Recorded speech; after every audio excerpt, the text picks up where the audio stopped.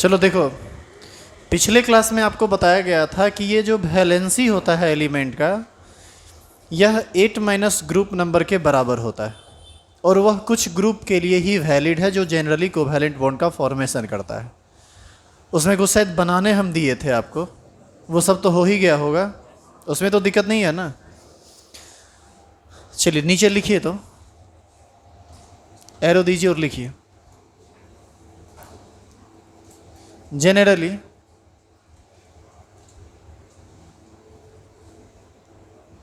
covalency of an atom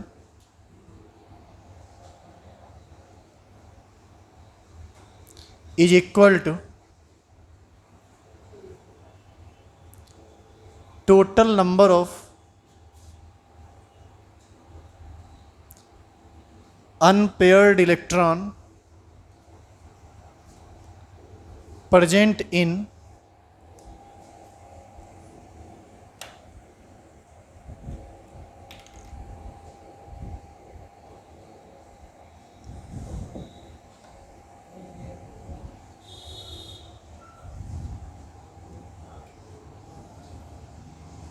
s and p orbital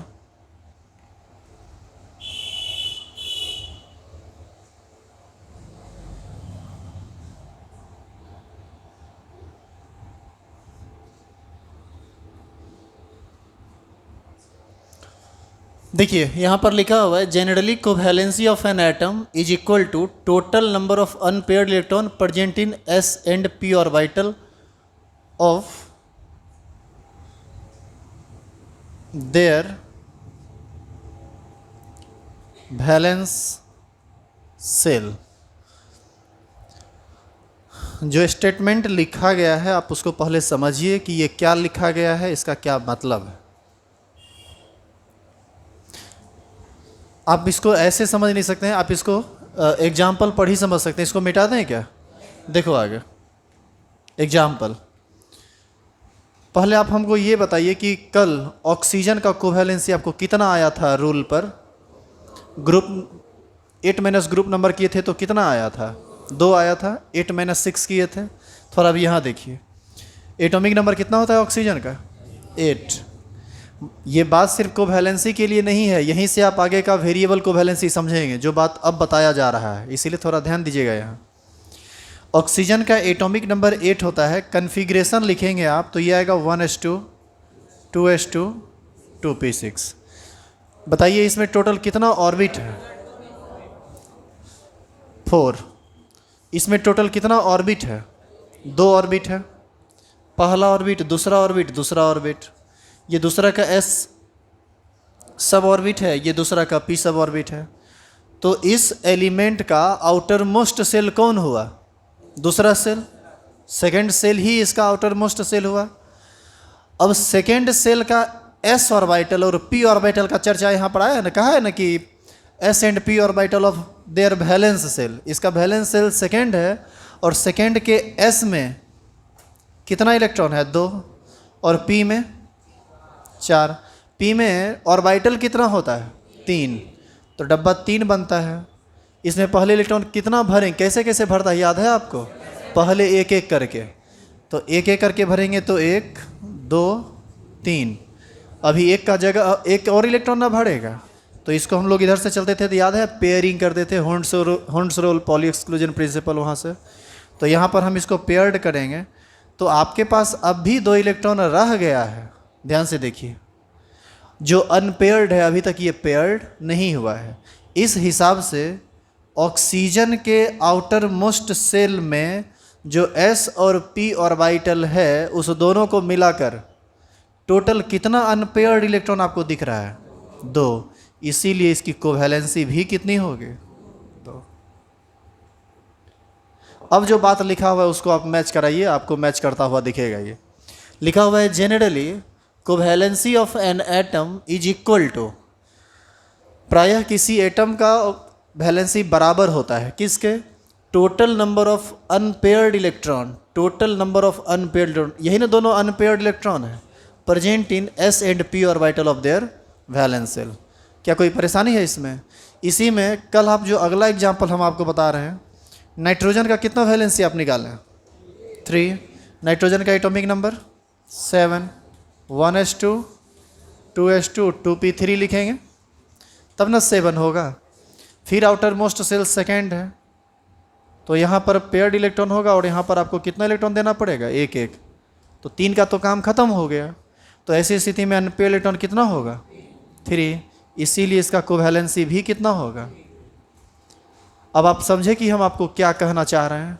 ये generally जो covalency होता है ना, ये total number of unpaired electron के बराबर होता है और उसका रीजन है अनपेयर्ड इलेक्ट्रॉन इसके पास 2 है, तो यह 2 इलेक्ट्रॉन है जो सामने से पेयर्ड होगा, यानी यह टोटल कितना बॉन्ड का फॉर्मेशन करेगा? 2।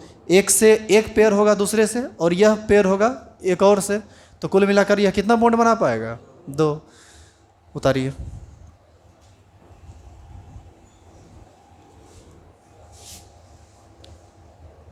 उतारिए जल्दी से, एग्जाम्पल उतारिए। अगला एग्जाम्पल है हाइड्रोजन। इसका कन्फिग्रेशन होता है 1s1 और इसका आउटर मोस्ट सेल ही इसका फर्स्ट सेल ही आउटर मोस्ट सेल है और s में केवल 1 इलेक्ट्रॉन है, तो यह केवल 1 से पेयर्ड होगा, इसीलिए इसके पास अनपेयर्ड इलेक्ट्रॉन 1 है, तो कोवैलेंसी भी कितनी हो जाएगी?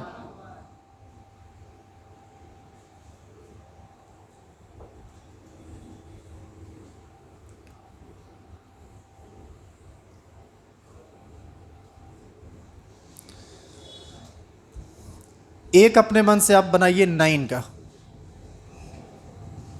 जल्दी बनाइए और बताइए इसका कोवैलेंसी कितना है।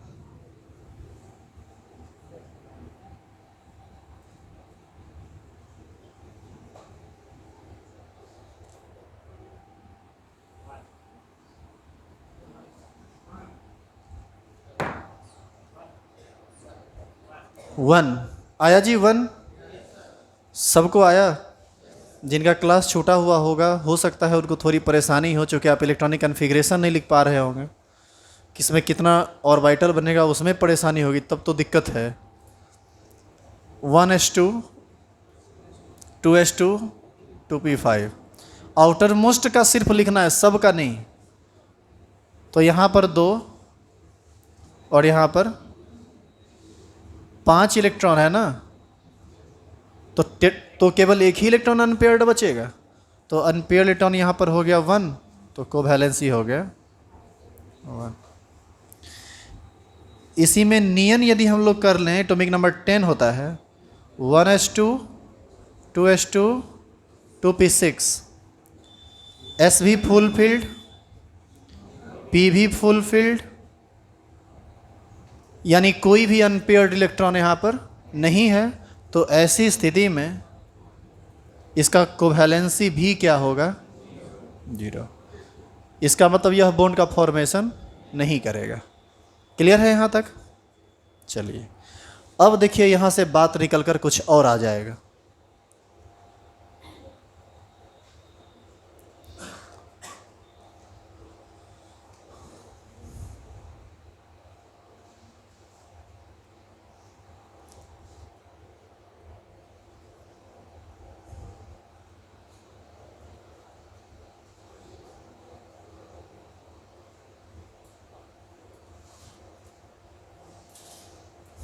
अभी तक जितना भी एलिमेंट आप देखे हैं, इसका वैलेंसी फिक्स था, वैलेंसी नहीं सॉरी, कोवैलेंसी, इसका कोवैलेंसी फिक्स था।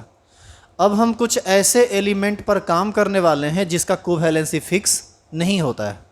हम ये जानेंगे कि आखिर कुछ एलिमेंट किस प्रकार वेरिएबल कोवैलेंसी दिखलाता है। वेरिएबल कोवैलेंसी दिखलाने के का मतलब, एक सिचुएशन ऐसा भी आएगा जहां वो 2 बॉन्ड भी बनाएगा, एक सिचुएशन ऐसा आएगा जब वो 4 बॉन्ड भी बनाएगा, और एक सिचुएशन ऐसा भी आएगा जब वो 6 बॉन्ड भी बनाएगा। आखिर कैसे? इसी सब बात को अब यहाँ पर वेरिएबल कोवैलेंसी के अंदर का समझेंगे। नीचे एरो देंगे और लिखेंगे, लिखिए the atoms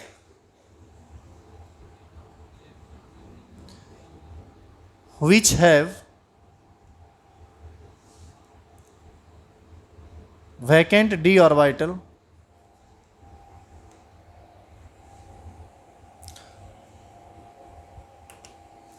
The atoms which have vacant d orbital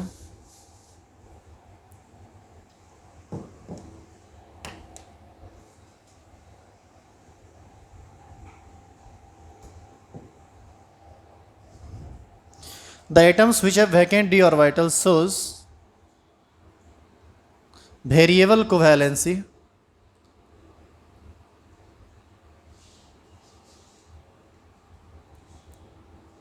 by increasing total number of unpaired electron under excited condition.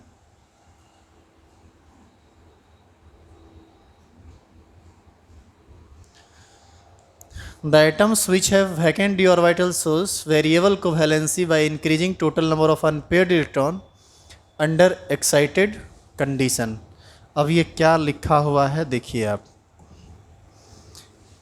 ये बात समझना, नहीं तो हर जगह तुम जो है ना कन्फ्यूजन में ही जियोगे केमिस्ट्री में।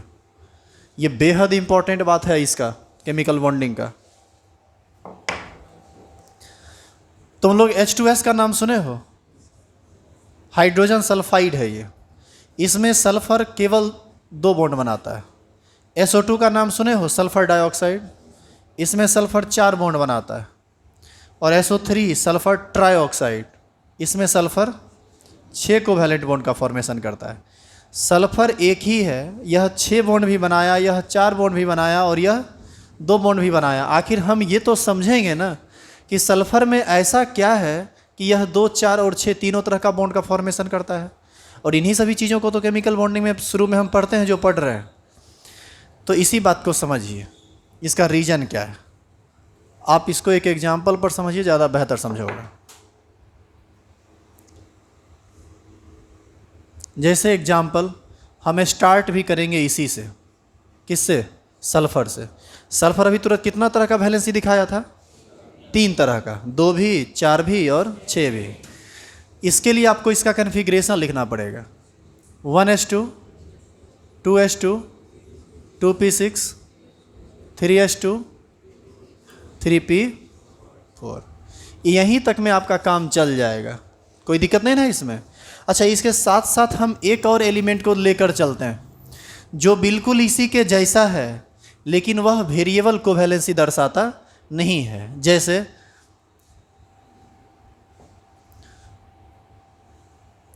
ये अभी जो हम साथ साथ लेके चलते हैं ना, इसलिए लेके चलते हैं कि हम कंपैरिजन करते रहें।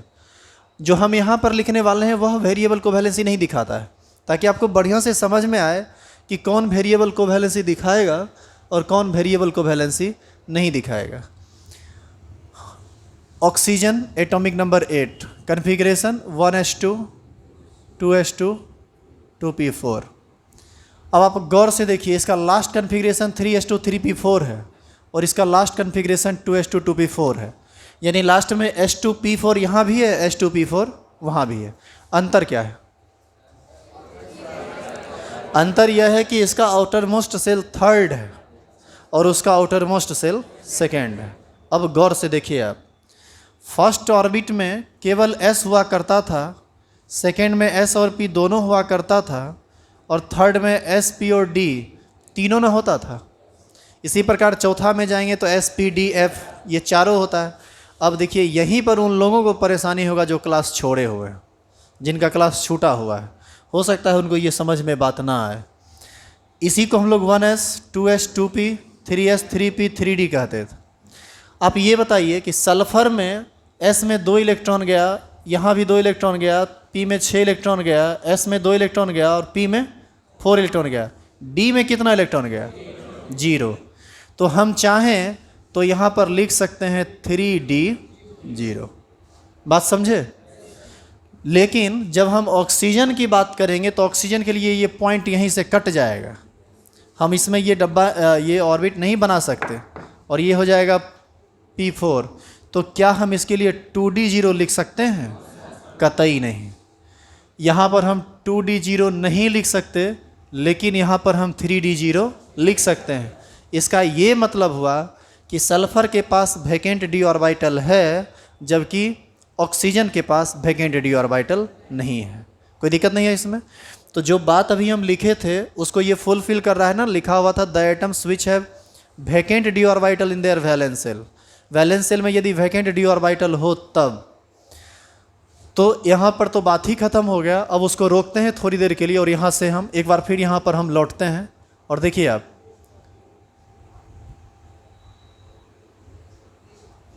इसी कॉन्फ़िगरेशन को हम यदि चाहें तो और करके लिख सकते हैं, नियन, खिस्सा बिल्कुल भी मत कीजिए। ये कंसेप्ट गड़बड़ाइएगा ना भी, अभी तुरंत हमें वो बनाने के लिए देंगे क्लोरीन का। ये यदि नहीं समझोगे तो क्लोरीन बनेगा नहीं, और नहीं बनेगा तो हम खाल बाल छोड़ा देंगे। अभी नीचे उतर के आज पीटेंगे। सही में सही कह रहा हूँ मैं, इसीलिए थोड़ा ज़्यादा ध्यान देने की आपको ज़रूरत है। नियन, नियन तो एटॉमिक नंबर 10 को कवर कर लेता है। 2 2 4 6 10, तो कहाँ से लिखाएगा? 3s2 3p4 3d0। क्या कोई दिक्कत है इसमें? अब देखिए, s में कितना इलेक्ट्रॉन? 2, p में 4। ऐसे ही ना भरोगे आप, और d तो पूरा का पूरा खाली रह गया। इसी को हम लोग कहते हैं वैकेंट डी ऑर्बिटल। खाली रह गया ना ये, तो यही आपका है वैकेंट डी ऑर्बिटल। यहां तक बात समझ गए? अब देखिए, अभी बताइए तो इसके पास अनपेयर इलेक्ट्रॉन कितना है? 2। तो इसका कोवैलेंसी कितना होगा? 2। इसका कोवैलेंसी होगा 2, और इसी स्थिति में यह केवल 2 बॉन्ड बनाएगा, जिसका एग्जाम्पल है H2S, जहाँ पर सल्फर के आउटर मोस्ट सेल में 6 इलेक्ट्रॉन होता है। 2 इलेक्ट्रॉन जो अनपेयर्ड है, यही 2 अनपेयर्ड इलेक्ट्रॉन एक इधर हाइड्रोजन के साथ और एक इधर हाइड्रोजन के साथ ये डुएट पूरा किया, ये डुएट पूरा किया, और ये अपना ऑक्टेट पूरा किया, और इस प्रकार H2S का फॉर्मेशन होता है।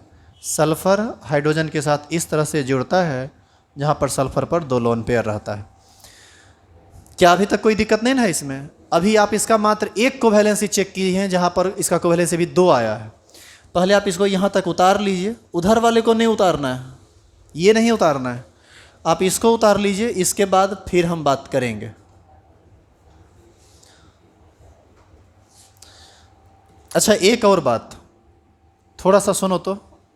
रुक जाओ रुक जाओ रुक जाओ, नहीं तो लिखने में बाद में गड़बड़ी हो जाएगा, क्योंकि हम बाद में कुछ कुछ इसमें काम कर देंगे। ये जो कन्फिग्रेशन है अभी, ये इसका नेचुरल कन्फिग्रेशन है ना, हम अपनी तरफ से कुछ नहीं ना किए अभी तक। इसी को कहा जाता है ग्राउंड स्टेट कन्फिग्रेशन।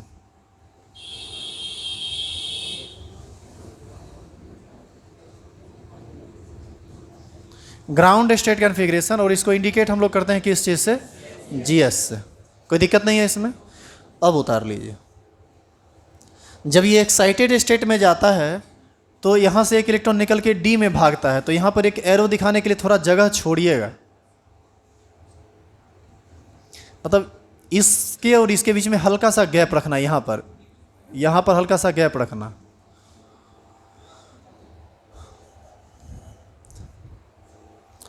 नीचे से ही कहीं गैप रखिएगा, ताकि हम इलेक्ट्रॉन को दिखा सकें अनपेयर्ड होते हुए।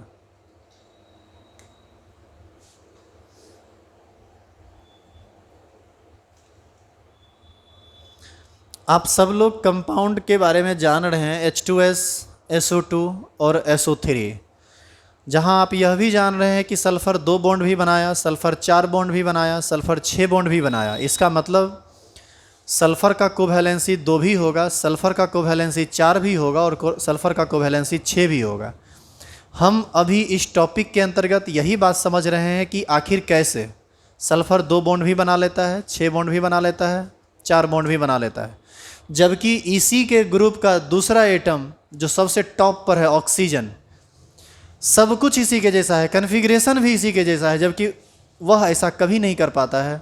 ऑक्सीजन हमेशा 2 ही बॉन्ड बनाता है, वह कभी भी 4 बॉन्ड नहीं बनाता, वह कभी भी 6 बॉन्ड नहीं बनाता। ऑक्सीजन का कोवैलेंसी फिक्स है, वो 2 ही होगा।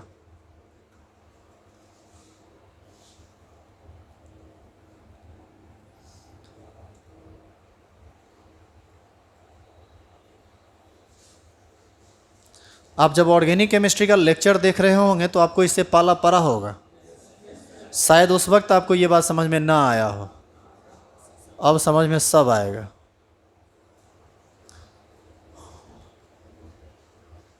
लिख लिए यहाँ तक? अब देखो,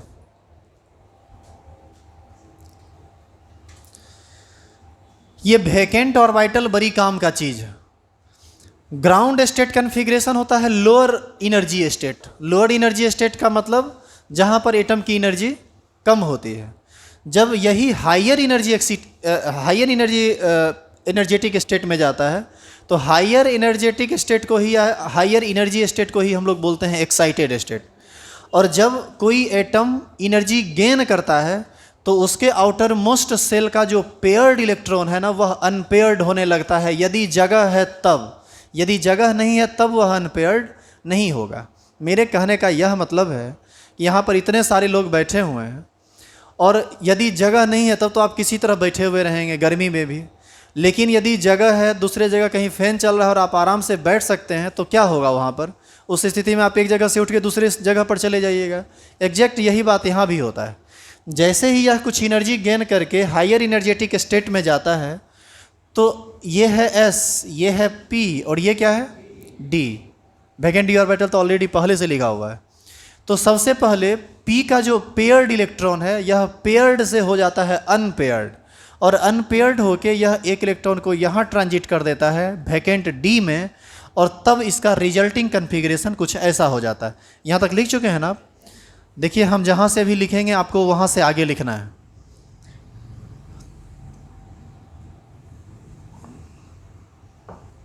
आप सबसे पहले जो अभी फिगर बनाए हुए हैं उसमें आप इस तरह का लाइनिंग दिखाइए।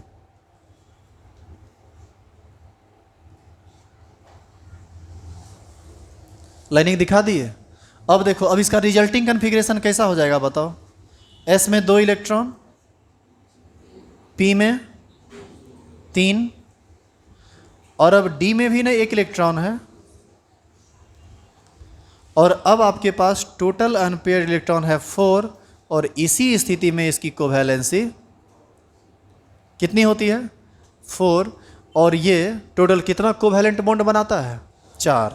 यहीं पर सल्फर 4 कोवैलेंट बॉन्ड का फॉर्मेशन करता है ऑक्सीजन के साथ, ये ऐसा। अभी उतारना मत, अभी देखो, अभी ये 2 इलेक्ट्रॉन का शेयरिंग किया, ये 2 इलेक्ट्रॉन का शेयरिंग किया, 4। ये आराम से बॉन्ड का फॉर्मेशन कर सकता है चारों, और ये इस तरह से। तो इसका स्ट्रक्चर कैसा होगा बताइए? Double bond oxygen, double bond oxygen, और एक लोन पेयर रह गया ना। अब तुम जोड़ो जरा गौर से इस ऑर्बिट के टोटल इलेक्ट्रॉन को, कितना इलेक्ट्रॉन हो जाता है? 2, 2 4, 2 6, 2 8, 2 10। तो इसके आउटर मोस्ट सेल में इलेक्ट्रॉन की कितनी संख्या हुई? 10। और इस प्रकार से आप एक चीज़ गौर कर रहे हैं कि यहाँ पर ऑक्टेट टूट गया, ऑक्टेट रूल टूट गया ना, ख़त्म हो गया ना ऑक्टेट। इसका मतलब यह हुआ कि सब एलिमेंट ऑक्टेट रूल को फॉलो नहीं करता है। सल्फर तो बिल्कुल नहीं। तब आगे हम सीखेंगे कि कौन एलिमेंट ऑक्टेट रूल को फॉलो करता है और कौन एलिमेंट ऑक्टेट रूल को फॉलो नहीं करता है।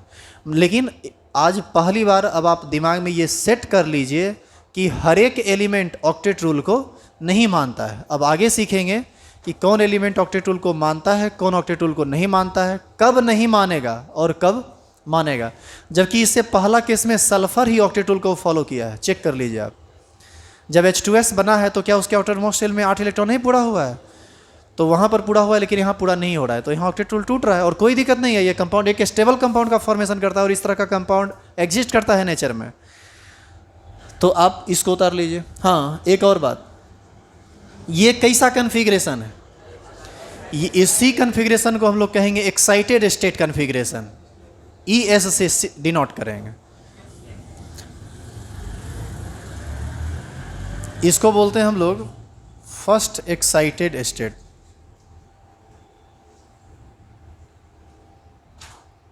First excited state.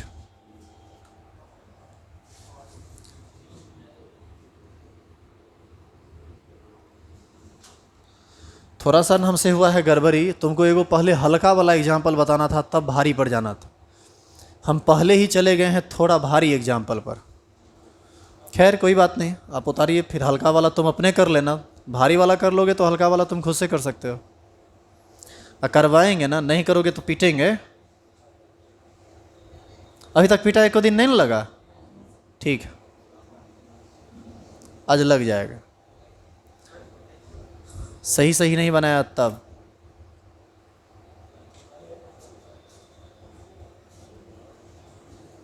जल्दी जल्दी उतारिए। इसके एग्जाम्पल को लिख कर लिखिएगा SO2 और तब लिखिएगा ये।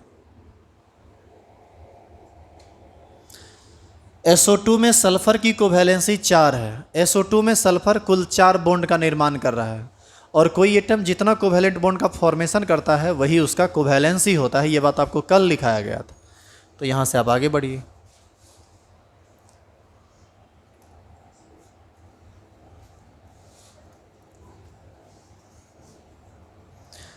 अभी भी तुमको S में एक इलेक्ट्रॉन पेयर्ड दिख रहा है ना? यदि और यह एनर्जी गेन कर ले तो वैकेंट ऑर्बिटल अभी भी इसके पास बैठा हुआ है, तो क्या होगा कि ये जो पेयर्ड इलेक्ट्रॉन है ये अनपेयर्ड हो जाएगा यहाँ पर जाके, और S से इलेक्ट्रॉन डायरेक्ट ट्रांजिट करेगा किस में? D में, जो कि वैकेंट है। और ऐसी स्थिति में अब इसका रिजल्टिंग कन्फिग्रेशन क्या हो जाएगा? यहाँ से हम एक इलेक्ट्रॉन मिटाएंगे और यहाँ पर डालेंगे, तो इसके आउटर मोस्ट सेल में जितना इलेक्ट्रॉन था वो सारा का सारा अनपेयर्ड हो गया, और इसकी कोवैलेंसी हो जाएगी 6, और उसको हम लोग बोलते हैं सेकेंड एक्साइटेड स्टेट। ठीक है, और सभी स्टेट का एनर्जी लेवल अलग अलग होता है। नॉर्मल स्टेट यानी ग्राउंड स्टेट का एनर्जी सबसे कम, फर्स्ट एक्साइटेड स्टेट का एनर्जी उससे ज़्यादा, सेकेंड एक्साइटेड स्टेट का एनर्जी उससे ज़्यादा, थर्ड एक्साइटेड का मतलब उससे ज़्यादा। जैसे जैसे हम आगे बढ़ते जाएंगे वो बढ़ता जाएगा, एनर्जी उसकी बढ़ती चली जाती है।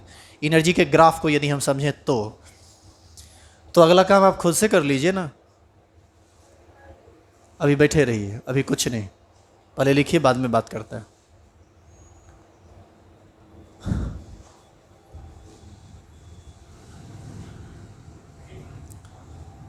हो सकता है आपके मन में कुछ क्वेश्चन आया हो, उसका जवाब आपको अपने आप मिल जाए। पहले ख़त्म करने दीजिए।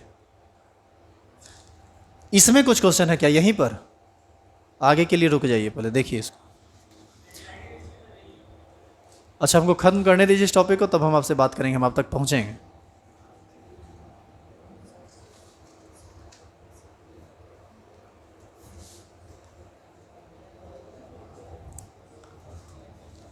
हो गया?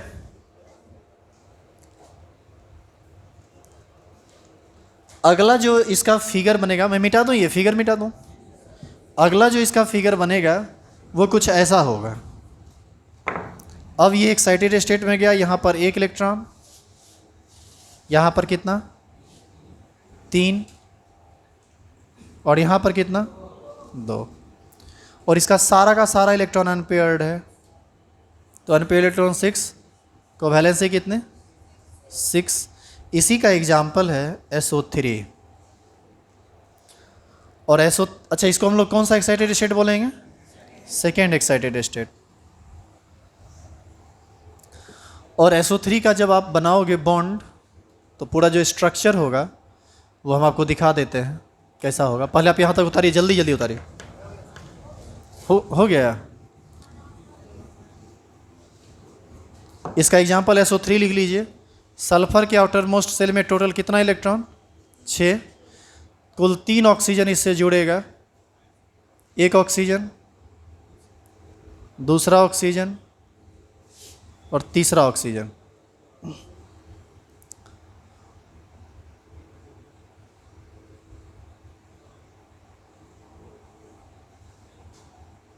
और इस तरह से आप देख सकते हैं सभी ऑक्सीजन सल्फर के साथ डबल बॉन्ड का फॉर्मेशन कर रहा है, और इस केस में लोन पेयर, इस केस में सल्फर का लोन पेयर 0 है, जबकि ऑक्सीजन पर तो लोन पेयर है। सेंट्रल एटम के पास कोई लोन पेयर नहीं है। आप जब केमिकल बॉन्डिंग का लेक्चर चेक कर रहे होंगे तो वहाँ पर लोन पेयर का भी चर्चा आया है ना। अब हम आपको तीनों एग्जाम्पल को थोड़ा सा कंपैरिजन करके बताते हैं कि कहाँ पर क्या कैसे हुआ है और कब हुआ है।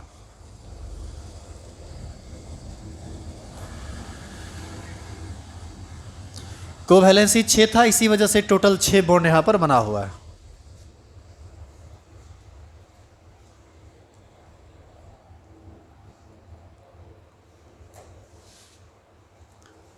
मिटा दें?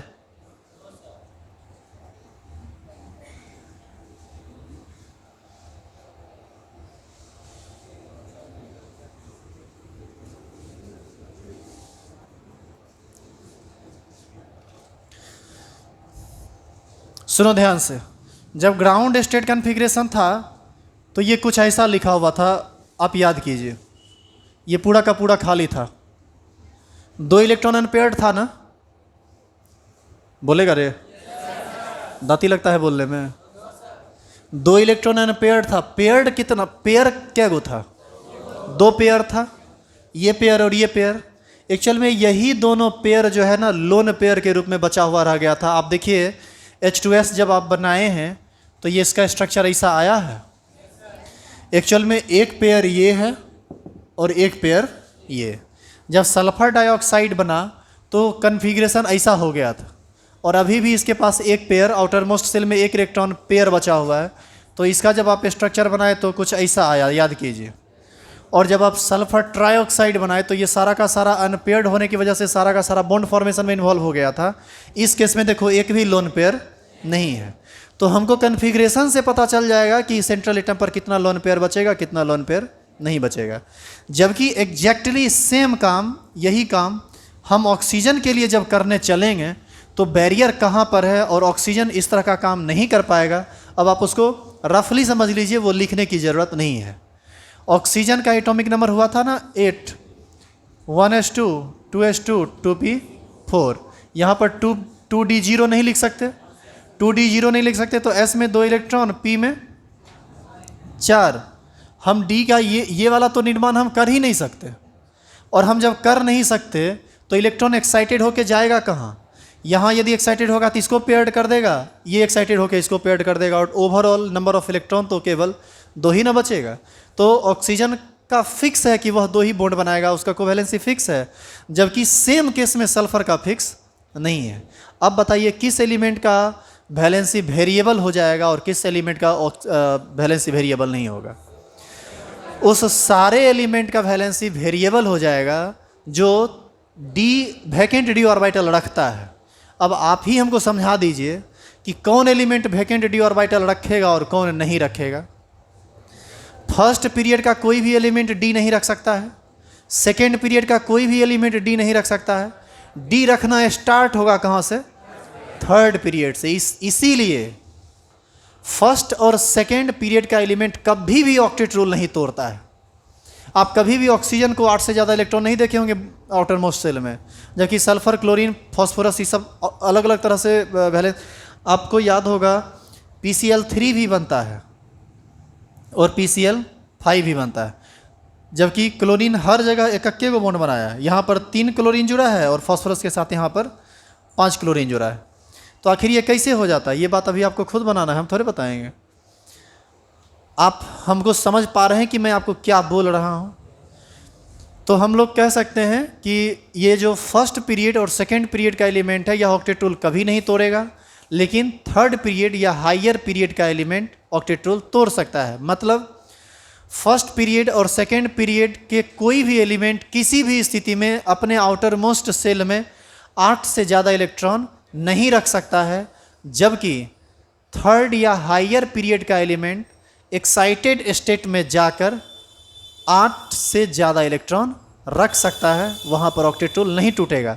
इसी बात को हम बाद में एक स्टेटमेंट के रूप में लिख लेंगे, जहाँ पर हम लोग पढ़ेंगे फेलियर ऑफ ऑक्टेट रूल, जहाँ पर एक जो लुईस ने जो ऑक्टेट रूल दिया था वह टूट जाता है इसी सब एलिमेंट की वजह से, और उसी को हम लोग फेलियर ऑफ ऑक्टेट रूल कहते हैं। वहाँ पर हम लोग सारा बात लिखेंगे। कोई दिक्कत है अभी तक? आप क्या पूछना चाह रहे हैं? हाँ हाँ, नहीं, देखिए ये एक कॉमन सेंस वाला क्वेश्चन है, हालांकि वहाँ पर थोड़ा ज़्यादा दिमाग लगाना पड़ेगा। ऐसे समझिए आप,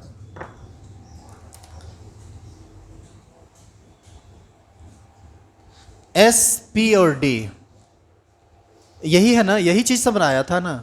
सबसे कम एनर्जी किसका होता है? एस का, उससे ज़्यादा पी का, और उससे ज़्यादा डी का। जब एनर्जी आप दीजिएगा तो समान रूप से सबका ना एनर्जी बढ़ेगा, एस का भी, पी का भी और डी का भी। तो डी के बढ़ने से कोई दिक्कत नहीं है चूँकि वहाँ पर जगह खाली है। तो पी का भी बढ़ा, एस का भी बढ़ा, एस का एनर्जी सबसे कम था, तो ट्रांजिशन के लिए पहले कौन तैयार होगा? जो पहले एनर्जी गेन कर लेगा। इसका एस और पी में पी का एनर्जी पहले से ज़्यादा था, थोड़ा एनर्जी मिला तो यह ट्रांजिशन के लिए तैयार है। यानी पहले आपको एस को ट्रांजिट नहीं करना है। पहले यदि पी में पेयर्ड है तब आप पहले पी को पूरा का पूरा अनपेयर्ड कर दीजिए। जब पी पूरा का पूरा अनपेयर्ड हो जाएगा तब वह लोअर एनर्जी स्टेट के ऑर्बिटल को एक्साइटेड करेगा और ट्रांजिट करेगा और जाके आगे डी में चला जाएगा। समझ में आई बात? अब आप कहेंगे सर एस से निकल के पी में नहीं जाएगा। बिल्कुल नहीं जाएगा, क्योंकि वह उस एनर्जी बैरियर को पार कर चुका है जहाँ पर वह इलेक्ट्रॉन को पेयर्ड रख सकता था। समझ में आई बात? बैठ जाइए। चलो अगला एग्जाम्पल लिखो तो, फॉस्फोरस, जिसका एटॉमिक नंबर 15 होता है। अब तुम बताओ कि कितना ऑक्सीडेशन नंबर, मतलब ऑक्सीडेशन नंबर बोलते हैं, सॉरी, हम तो उसको ऑक्सीडेशन नंबर भी बोल सकते हैं, लेकिन अभी आप समझ नहीं पाएंगे उस बात को। बताइए ये कितना तरह का वैलेंसी शो करेगा, जल्दी बताइए। दो एग्जाम्पल भी अपने मन से लिखिए। हमको बताने में ज़रूर समय लगा है, आपको बनाने में अब समय नहीं लगना चाहिए। 1 मिनट के अंदर आप इसको सॉल्व कर सकते हैं।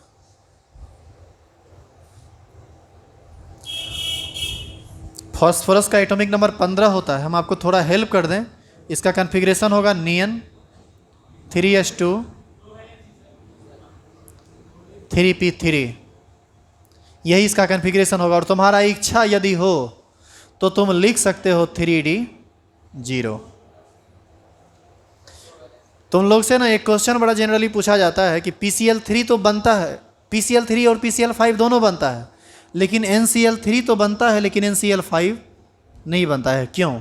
क्योंकि इसके पास वैकेंट डी ऑर्बिटल नहीं है, यह एक्साइटेड नहीं हो सकता है, इसका कोवैलेंसी कभी 5 नहीं हो सकता, या कभी ऑक्टेट नहीं तोड़ सकता, इसीलिए NCl5 नहीं बनेगा, जबकि PCl5 बनेगा। हाँ, इसका 2 वैलेंसी आएगा। क्या रे, अभी तक नहीं बना? अरे बुड़बक है क्या? बिल्कुल, हमको पीटने का मन नहीं भी रहता है तो सब ज़बरदस्ती पिटवा देगा क्या एक दिन?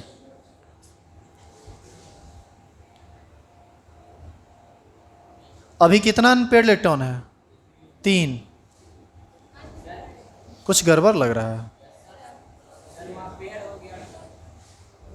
नहीं गड़बड़ क्या, एकदम ठीक है। अभी इसका कोवैलेंसी हो जाएगा 3, और ये अभी ग्राउंड स्टेट कन्फिग्रेशन है जी। अभी ग्राउंड, क्या पहले बार में तरपा दिया? हाँ, पहले ग्राउंड स्टेट बनाएगा ना। इसका कोवैलेंसी 3 है, और इसी का एग्जाम्पल है PCl3, जहाँ पर आप बॉन्ड का निर्माण करेंगे ना तो PCl3 ऐसे बनता है, P के साथ एक Cl, दूसरा Cl, और P के साथ तीसरा Cl। हम इसका एग्जाम्पल ऊपर पर लिख देते हैं।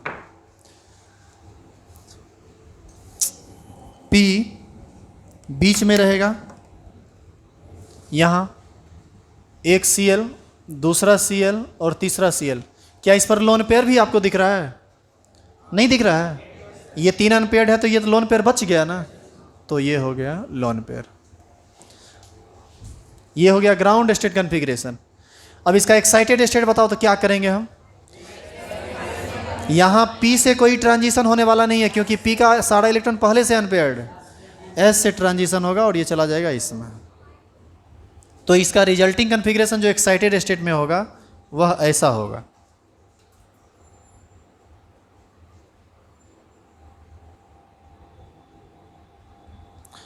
और इसको हम लोग बोलेंगे एक्साइटेड स्टेट ES। और अब यहाँ पर अनपेयर्ड इलेक्ट्रॉन हो गया टोटल 5, कोवैलेंसी कितना हो जाएगा? 5, और लोन पेयर हो जाएगा 0। इस केस में लोन पेयर हो जाएगा 0, क्योंकि सारा का सारा इलेक्ट्रॉन अनपेयर्ड हो गया ना। अब ये पांचों का पांचों बॉन्ड फॉर्मेशन में भाग लेगा, और इसी का एग्जाम्पल होता है PCl5। अब देखो ये जो 2 गो बेचारा पेयर्ड था, ये भी अब क्या हो चुका है? अनपेयर्ड। तो एक Cl यहाँ भी जुड़ जाएगा और एक Cl यहाँ भी जुड़ जाएगा। ये इसका एग्जाम्पल है, और फॉस्फोरस पर कोई लोन पेयर नहीं रहेगा। इस प्रकार फॉस्फोरस 2 प्रकार का कोवैलेंसी शो करेगा, सल्फर 3 प्रकार का कोवैलेंसी शो करेगा। और कल तुम्हारा होमवर्क, तुम क्लोरीन का हमको सारा कोवैलेंसी बना के लाओगे, सारा कन्फिग्रेशन। तुम एग्जाम्पल मत लिखना। क्या हुआ, नहीं बनेगा क्या? अब कोशिश कीजिएगा तो बन जाएगा। मूड़ी में छोड़ देंगे, कोशिश नहीं करेगा, गलत सलत बना के आया तो कोई दिक्कत नहीं ना इसमें। यदि आपसे कोई पूछे कि ग्राउंड स्टेट और एक्साइटेड स्टेट क्या है, higher energy lower energy state of atom is called ground state configuration and higher energy state configuration is called excited state. Excited state में हमेशा इलेक्ट्रॉन जंप कर चुका होता है, और नॉर्मल जब तक जंप नहीं किया है हम लोग उसको नॉर्मल स्टेट कहते हैं। अब जैसे मान लो तुमको पिटाई लगने लगा, तुम आराम से एक जगह स्थिर होकर बैठा हुआ है, इसका मतलब तुमको नॉर्मल मार लग रहा है, तुम्हारा एनर्जी उतना नहीं बढ़ा है कि तुम जो है सो उछलना कूदना शुरू कर दिया। अब मार इतना ज़्यादा लगने लगे कि तू ट्रांजिट करने लगो एक बेंच से दूसरे बेंच, दूसरे से तीसरे बेंच, तो समझ लो तुम एक्साइटेड स्टेट में आ गए। अब मार जो है वह नॉर्मल नहीं है। हाँ, सोर्स बहुत बढ़िया है। आगे का बात नेक्स्ट क्लास में केमिकल बॉन्डिंग का होगा।